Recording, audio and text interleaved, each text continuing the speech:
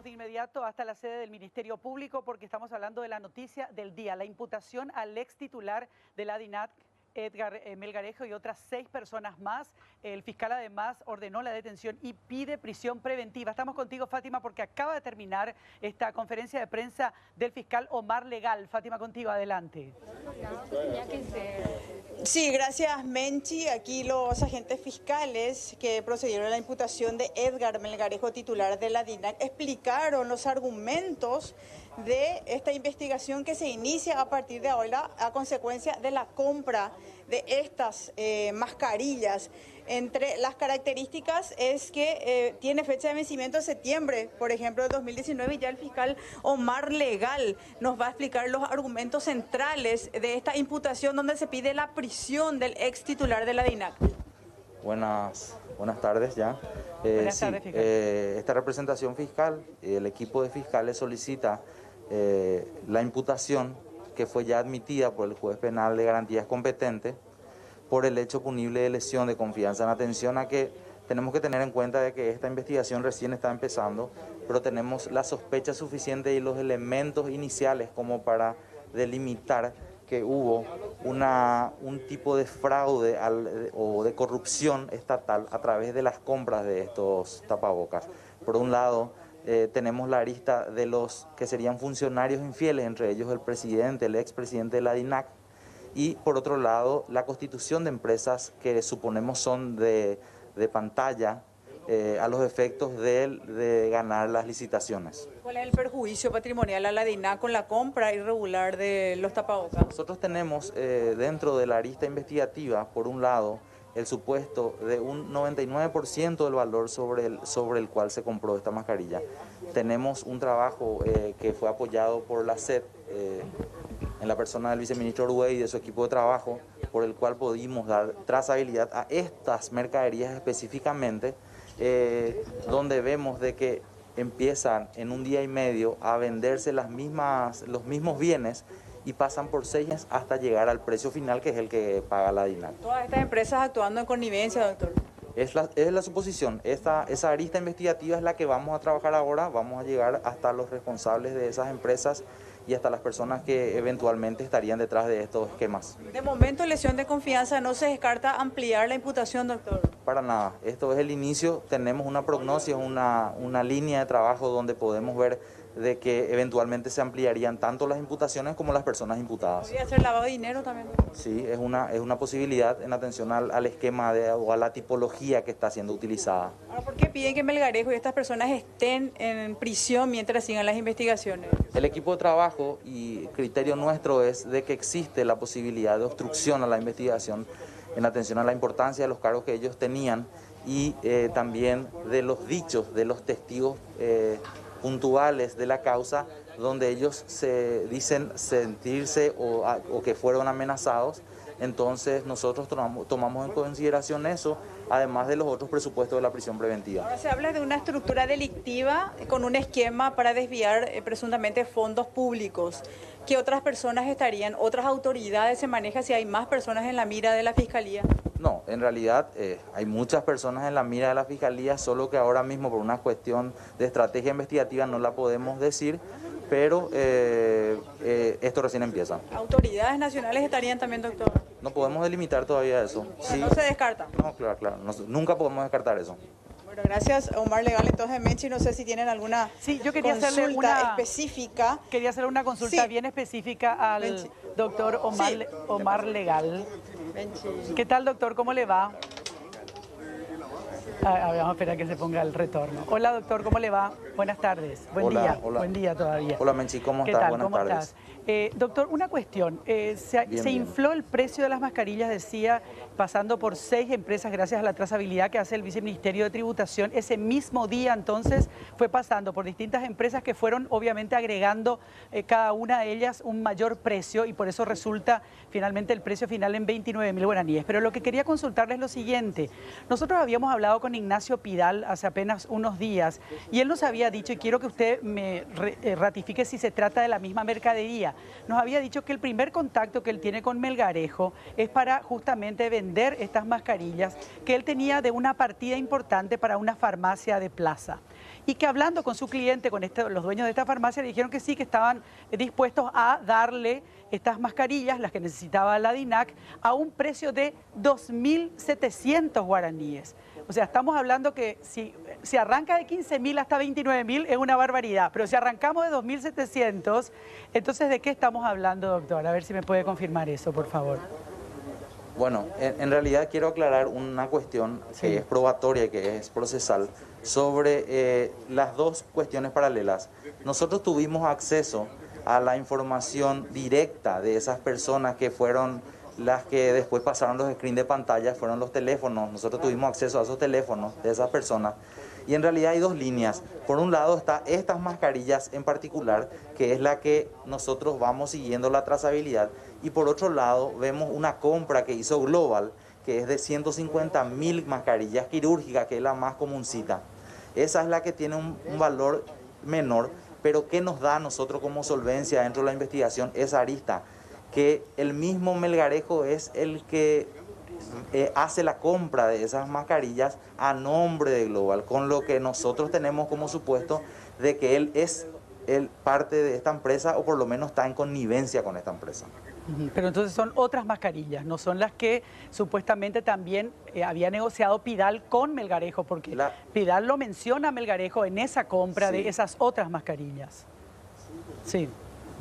Sí, es así. Para lo que nosotros probatoriamente tenemos hasta hoy es la compra que hacen de Pharma Total, que es la empresa que vendió las 150.000 mascarillas y que es la que nosotros utilizamos probatoriamente para suponer y trabajar sobre el supuesto de que es Melgarejo el que compra también lo demás, ¿verdad? Y por otro lado tenemos la trazabilidad de estas mascarillas que son las CG301, que es la que nosotros podemos hacer seguimiento documental de dónde van saliendo y nos sirve para darle una base primaria del posible perjuicio a la DINAC. Eso también se puede incrementar en atención a justamente lo que decimos de que las mascarillas están vencidas, pero ese es un informe técnico que se va a tener que hacer durante la investigación y después eventualmente saber cuál es el perjuicio real. Doctor, dos consultas. La primera, ¿cuál es la expectativa de pena a la que se enfrentan todos los imputados por lesión de confianza? Y lo otro, atendiendo a que estuvieron adquiriendo mascarillas vencidas, ¿se podría también incluir dentro de la imputación en algún momento? De hecho, usted dijo que la investigación está abierta, el hecho punible de estafa. En realidad la lesión de confianza es una arista o una forma de estafa al Estado. Lo que sí yo creo que podríamos eventualmente ampliar es si es que hubo peligro hacia la salud, por un lado, y por otro lado, con el margen de investigación hacia las empresas, podríamos eventualmente ampliar hacia lavado de dinero. ¿Y la expectativa de pena? La expectativa de pena, la de lesión de confianza, es hasta 5 años. Doctor Legal, usted el día que arranca la investigación, digamos, después de la denuncia que hacen los diputados y que en realidad empieza con una denuncia en redes sociales, hablaba cuando hace las primeras intervenciones de que el tema de las mascarillas era simplemente la punta del iceberg. Y ahí usted ya menciona la cuestión de las empresas de maletín, que definitivamente ahora, digamos, todo conduce a eso, más allá de las cosas que usted pueda confirmarnos o no en este momento, pero aparentemente también, por lo que de alguna forma mencionó, Melgarejo forma parte de esta empresa Global, que fue la que le vende las mascarillas. ¿Qué otros elementos se encuentra en este momento de la investigación para seguir armando esa hipótesis del armado de estas empresas de maletín para estafar al Estado? Nosotros tenemos el movimiento de pagos, vamos a irnos detrás de eso y detrás de las empresas que fueron pasando de una en una el tema de las compras, ¿verdad?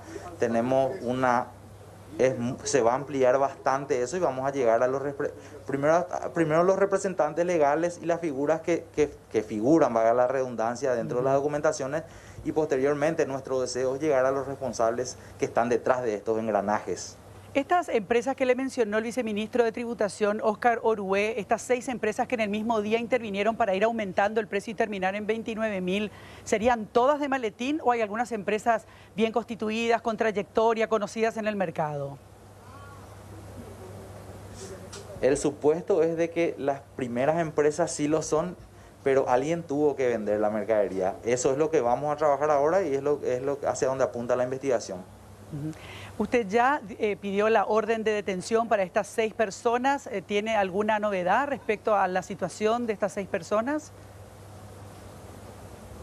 En realidad esa es una cuestión privativa de la Policía Nacional. Nosotros lo que hacemos es solicitar esa detención y ya está en el ámbito policial eso, el cumplimiento de eso. Nosotros libramos esta mañana cerca de las 6 de la mañana presentamos la imputación y posteriormente cerca de las 7 de la mañana, porque en realidad presentamos la imputación en el Poder Judicial y posteriormente nos trasladamos hasta la comandancia para meter la orden de detención. Eso tendría que cumplirse, digamos, en las próximas horas. O sea, es cuestión de ubicar a estas personas y ya proceder entonces a detenerlas. Claro. La ampliación Hay dos opciones, que ellos se den por detenidos o que sean detenidos. Exacto. La ampliación de la imputación fiscal también por lavado de dinero se daría en las próximas horas, o cree usted que necesita un tiempo más en el transcurso de esta semana, probablemente la siguiente? Nuestro criterio en el tipo de investigaciones de corrupción y financieras tienen que ver con el trabajo complejo que se tiene atrás de esto. Ahí es que siempre pedimos un poco de paciencia. Sé que de repente los ánimos de la sociedad en sí están un poco caldeados con esta situación, más todavía teniendo en cuenta que es un tema sensible como el tema del COVID. Pero estamos trabajando en eso. Cuando tengamos resultados, ustedes van a saberlo. ¿Estas empresas de maletín habrían tenido su origen aproximadamente en qué época, en qué temporada, digamos, como para medir todo lo que pudieron haber hecho? Porque nos imaginamos que no solamente estuvieron haciendo sobrefacturaciones ni enriqueciéndose de esta forma en esta última operación. También es un supuesto subjetivo nuestro, pero vamos a tener que trabajar sobre eso y ir probando esos extremos. Y concretamente, ¿esta empresa Global tiene ya alguna información fiscal de en qué otras licitaciones o compras para el Estado participó? Concretamente esta, porque justamente llamaba la atención que Global ni siquiera, creo que tenía el RUC, lo habían sacado hacía muy poquito tiempo, a propósito de la participación en esta licitación, en esta compra. Es así, pero dentro de esta misma denuncia hay dos cuestiones, dos aristas que son, por un lado se parten dos, por decirlo de alguna manera, la denuncia. Por un lado es la licitación con respecto a las mascarillas y por otro lado es la licitación con respecto a unos servicios aeronáuticos que también estamos trabajando sobre eso, pero lleva un poco más de tiempo el análisis por el tipo de servicios que hacían. Hay que hacer un trabajo un poco más técnico y con más tiempo. Y en esa licitación es que entra también Global en consorcio con otra empresa que es Canadá, no me acuerdo bien el nombre ahora, pero hacen un consorcio, es la misma empresa y es de un monto mucho más importante, que es de 1.800 millones de guaraníes. Para recordarnos nada más, fiscal, ¿eso cuándo fue, estos servicios aeronáuticos? Esos servicios aeronáuticos ya se hicieron en el 2019. Se terminaron en el 2019, ya fueron pagados en su totalidad y ahora lo que hay que ver es las responsabilidades si es que existiere, ¿verdad? Ahora, doctor, ustedes hablan de autores materiales al referirse en el acta de imputación a estas personas. ¿Existirían también autores intelectuales? Esa es nuestra línea de investigación, por eso que digo que todos son engranajes dentro de una maquinaria, esa es la hipótesis nuestra. Y queremos llegar a esos autores. Vamos a ver hasta dónde podemos llegar, pero ese es nuestro deseo. ¿Podría haber más gente del gobierno implicada? ¿Se podría presumir? No puedo adelantarme sobre eso, primero por una cuestión de estrategia y segundo porque tenemos limitada ahora mismo, tenemos que tener en cuenta que son pocos días a partir de la investigación, una investigación muy técnica, financiera y vamos a ver. Nosotros tenemos un norte que es llegar a la verdad real sobre esto y que los implicados sean castigados. Ahora, usted habló de la expectativa de pena de 5 años. Sin embargo, el artículo que habla de la lesión de confianza habla de agravantes y esto se puede extender inclusive hasta 10 años de cárcel. Eventualmente ustedes podrían encontrar elementos que hagan que llegue a 10 años de cárcel el pedido que cuando planteen el requerimiento propongan. Sí, es así, María Teresa. Vos como abogada sabés que a priori vamos a trabajar sobre el tipo base, pero de acuerdo a lo que vamos colectando como pruebas, eso se puede grabar, es así. Sí. Bueno, vamos a estar muy atentos entonces a ello. Nosotros a propósito, sí. Menchi, tenemos ahora en... Sí, pero antes de eso quería preguntarle algo más al fiscal Omar Legal. Una de los argumentos que surgieron cuando empezaron las sospechas sobre una posible sobrefacturación, y en eso también se escudó el propio ex titular de la DINAC, dijo que bueno, que los precios son muy cambiantes, que un día puede estar a 15.000, pero al día siguiente, debido a la gran demanda que hay, entonces ese precio se dispara para cualquier lado. Incluso estaba leyendo unas declaraciones de Félix Canazagua, que es el actual titular de la DINAC, que defendió a capa y espada lo que hizo el ex titular de la DINAC, y decía: me tomé la molestia de investigar el costo de la máscara PFF2 y realmente no encontré a un precio unitario menor de 29.990 guaraníes. Es más, existe escasez del producto a nivel internacional, por lo menos los que cumplen con la especificación de tener capas de filtrado sintético con tratamiento electrostático, en fin, todas las descripciones. Pero ustedes tienen, fiscal, la seguridad de que ese día en que se compraron las máscaras, el precio era de 15.000 guaraníes y no de 29.000, porque esa es la eterna excusa que estamos escuchando todo el tiempo cuando uno cuestiona el precio, y automáticamente nos meten este discursito de que está todo muy cambiante y que la demanda es muy alta. ¿Ustedes tienen la certeza de que ese día las máscaras como mucho pudieron haber costado 15.000 guaraníes? Nosotros tenemos la sospecha de que estas mismas mascarillas fueron las vendidas a 15.000 guaraníes. Esa es una prueba objetiva sobre lo que estamos trabajando y por eso es que tomamos la decisión de la imputación. Tere, vamos a analizar juntas este esquema. No sé si el fiscal ya pudo ver este esquema de cómo habría operado tenemos que decir, supuesto grupo delictivo, es lo que también se está investigando. Acá aparece la señorita Caterín, ¿verdad? A ver si vos me ayudaste. Caterín Pamela Toñanes. Toñanes. Exacto. Arriba tenemos a Carlos Alberto Franco Vargas, que son dos de las personas que están imputadas también, fiscal, ¿no?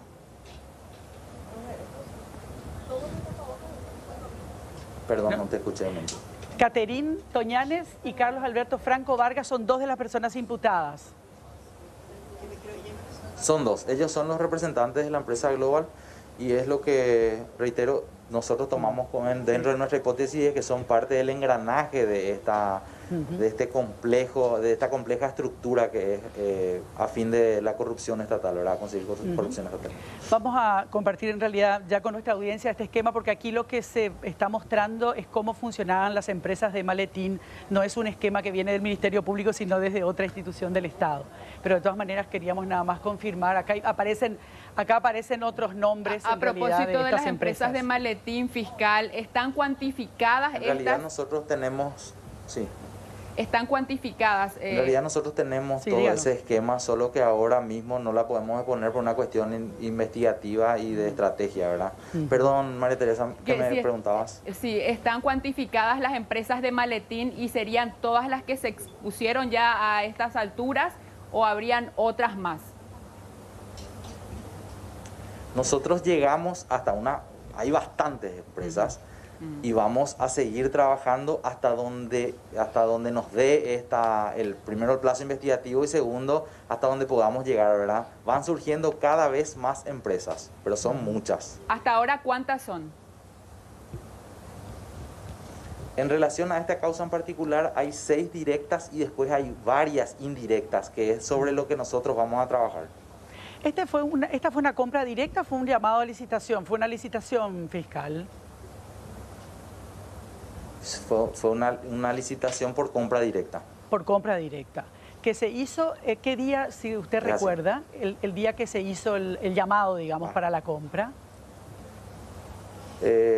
No recuerdo ahora mismo, creo que fue el 27 más o menos, puedo errar en la fecha, pero en el mismo día, si ustedes tienen el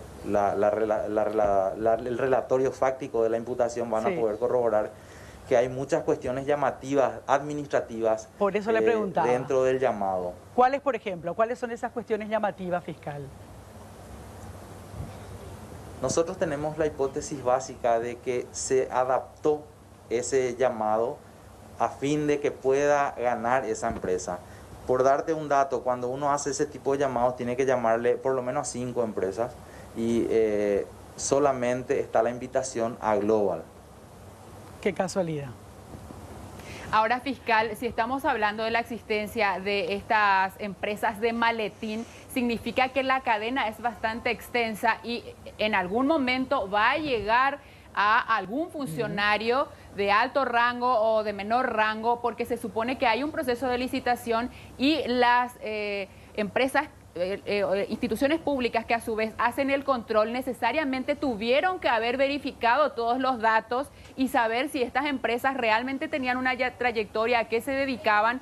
E incluso tuvo que haber saltado sí o sí en algún momento que estas empresas no eran sólidas, ni siquiera tenían un espacio físico donde operar. Es decir, que debe haber necesariamente funcionarios de por medio. Eso, la lógica nos conduce a concluir, fiscal. Fiscal, y agregando algo antes de que le conteste a Tere, usted mismo está diciendo que el mecanismo legal, digamos, para hacer esta compra directa es que por lo menos se presenten 5 empresas. Se presentó una sola, Global. O sea, a partir de ese momento tampoco pudo haber corrido esto porque estaba ya incumpliendo una disposición legal. Es así, es así. Y esa es una de las aristas. En realidad hay varias aristas administrativas y es por eso que nosotros imputamos también a todas las personas que formarían parte de la parte administrativa, por llamarlo de una forma más simple, de la DINAC, que se relacionaron en cada conducta que construyó esta adquisición.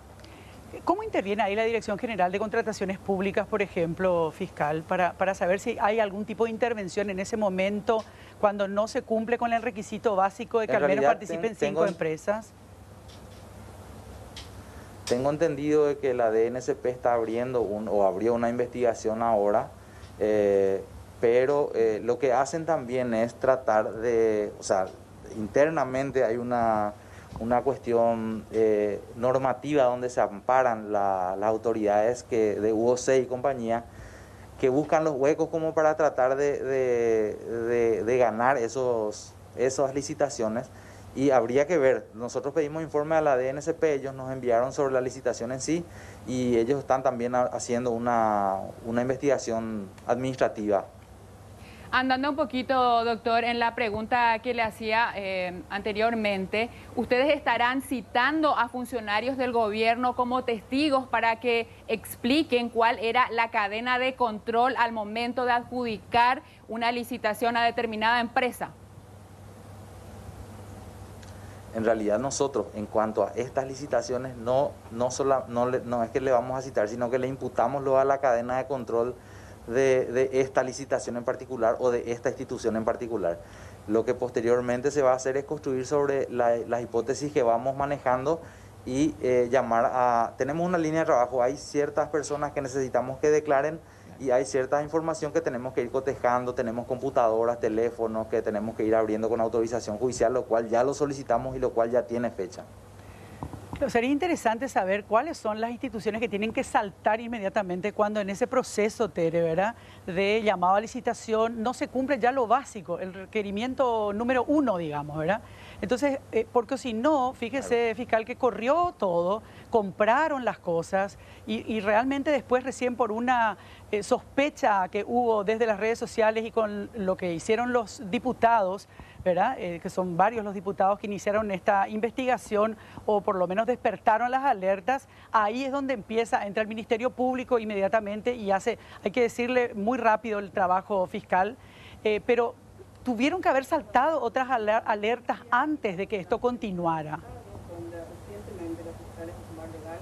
Esto, como bien dijiste, Menchi, esto se hizo muy rápido. Nosotros no dejamos de lado ninguna arista en la investigación y vamos a ver si hay más responsables, ¿verdad?